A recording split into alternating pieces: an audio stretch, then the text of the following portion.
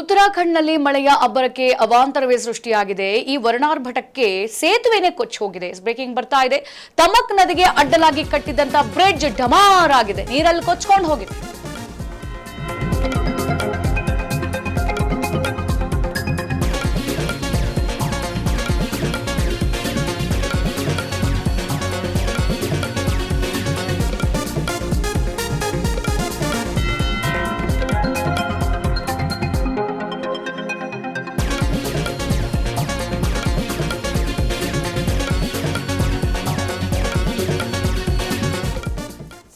ನೋಡಿ, ಕರ್ನಾಟಕದಲ್ಲಿ ಬರದ ಛಾಯೆ ಆವರಿಸಿದೆ. ಇಲ್ಲಿನ ಜನ ನೀರ್ ಬೇಕು, ಮಳೆ ಬರ್ಲಿ ಬರ್ಲಿ ಅಂತ ವರುಣದೇವನನ್ನ ಪ್ರಾರ್ಥಿಸ್ತಾ ಇದ್ರೆ, ಉತ್ತರಾಖಂಡ್ನಲ್ಲಿ ವರುಣದೇವ ಬೇಡ ಬೇಡ ಅಂದಷ್ಟು ಮಳೆಯನ್ನ ಮತ್ತಷ್ಟು ಹರಿಸ್ತಾ ಇದ್ದಾನೆ. ಸದ್ಯ ಅಲ್ಲಿನ ಮಳೆಯ ಅಬ್ಬರಕ್ಕೆ ಅವಾಂತರವೇ ಸೃಷ್ಟಿಯಾಗಿದೆ.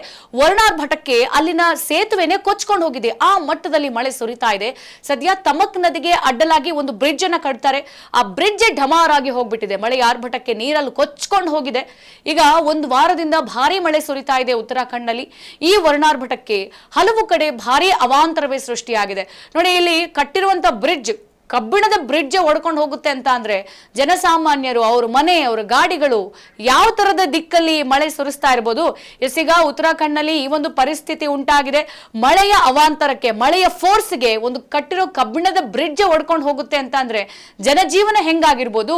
ಹಾಗಾದ್ರೆ ಮನೆಗಳು ಕೂಡ ನೀರಲ್ಲಿ ಕೊಚ್ಚಿ ಹೋಗುವಂತ ಅಷ್ಟಕ್ಕೆ ಮಟ್ಟಿಗೆ ಈಗ ವರುಣ ಅಲ್ಲಿ ಸುರಿಸ್ತಾ ಇರುವಂತದ್ದು. ಸದ್ಯ ಈ ವರುಣಾರ್ಭಟಕ್ಕೆ ಸೇತುವೆ ಮಾತ್ರ ಕೊಚ್ಚಿ ಹೋಗಿಲ್ಲ.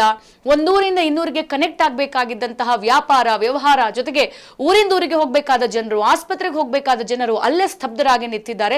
ಸೊ ಆ ಮಟ್ಟಕ್ಕೆ ಈ ತಮಕ್ ನದಿಗೆ ಅಡ್ಡಲಾಗಿ ಕಟ್ಟಿದ್ದಂತಹ ಬ್ರಿಡ್ಜ್ ಈಗ ಕೊಚ್ಕೊಂಡು ಹೋಗಿದೆ. ಒಂದು ವಾರದಿಂದ ಬಿಟ್ಟು ಬಿಡದೆ ಭಾರಿ ಮಳೆ ಸುರಿತಾ ಇದೆ ಉತ್ತರಾಖಂಡ್ನಲ್ಲಿ. ಸದ್ಯ ಈ ವರ್ಣಾರ್ಭಟಕ್ಕೆ ಹಲವು ಕಡೆ ಈಗ ಭಾರಿ ಅವಾಂತರ ಸೃಷ್ಟಿಯಾಗಿದೆ. ಜನ ಮನೆಯಲ್ಲೇ ಕುತ್ಕೋಬೇಕು. ಮನೇಲಿ ಕುತ್ಕೊಳ್ಳೋದೇನು, ಜೋರಾಗಿ ಮಳೆ ಬಂದ್ರೆ ಮನೆ ಕೂಡ ಕೊಚ್ಕೊಂಡು ಹೋಗುವಂತಷ್ಟು ರಭಸಕ್ಕೆ ಮಳೆ ಸುರಿತಾ ಇದೆ. ಸದ್ಯ ಜನಜೀವನ, ಅವರ ಪರಿಸ್ಥಿತಿ ಹೇಳತೀರದಾಗಿದೆ. ಉತ್ತರಾಖಂಡ್ ಈ ಒಂದು ಮಳೆಗೆ ತತ್ರ ಆಗಿ ಹೋಗಿರುವಂಥದ್ದು.